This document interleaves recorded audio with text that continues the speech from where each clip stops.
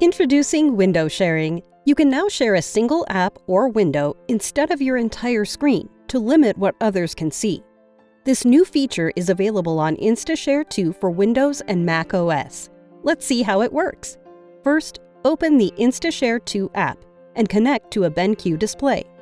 Next, click Device to Board. From here, you have two options. You can click here to share your entire screen and either duplicate it or extend it.